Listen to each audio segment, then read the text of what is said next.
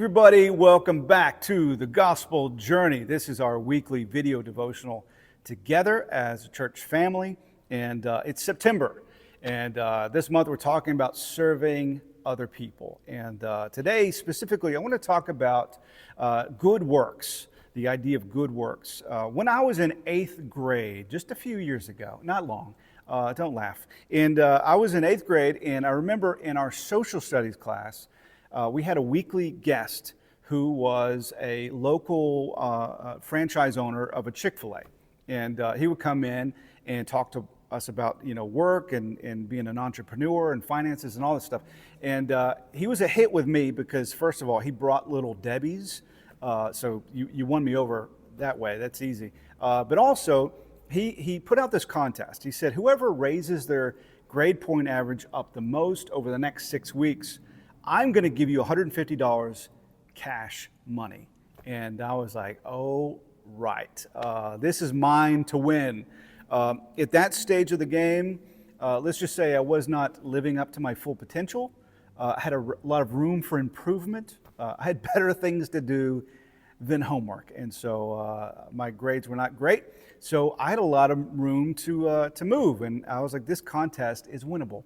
So I put my head down and did my homework, and guess what? After 6 weeks, Chris Stapleton, you were the winner. And I get $150 cash. So I come home with this money, I'm waving it to my mom. I'm like, can you take me to get my first pair of Air Jordans, please, mother?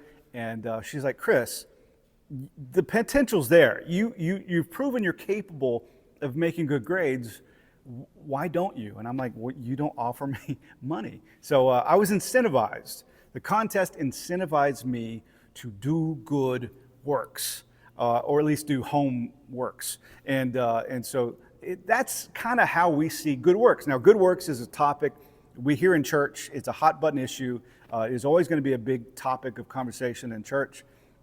What's good works? What are they? What are they for? Who are they for? And our good works our way of showing God that we're good, or proving to God that we're doing good. We're good people. And then He rewards us because of that. Is that how it works? Well, Martin Luther, the great reformist, once said, God doesn't need your good works, your neighbor does. So good works are not really meant to show God that we're good. They're really meant to show other people that God is good. They're about showing Him, introducing Him to other people. There's a great statement in the book of Ephesians, chapter 2, that kind of describes this idea that we're created for good works. We're made to do them. And then it goes on to say that these good works were set up. They were prepared beforehand. And then all we have to do is just walk in them. That's the way it's supposed to work. So good works, doing good works, are not something that we need to manufacture and kind of come up with. They're just there. God has orchestrated them. He's set them up beforehand. He's made these opportunities. All we have to do is just show up and deliver upon that opportunity. Just be ourselves in that moment and just do what He's asked us to do. Now, the bad news is we'll miss a lot of those opportunities. A lot of those will pass us right by because we're not paying attention. We're consumed with ourselves. We're not really interested. We don't feel like it. But that's all right. We're going to miss some. We're going to miss a lot.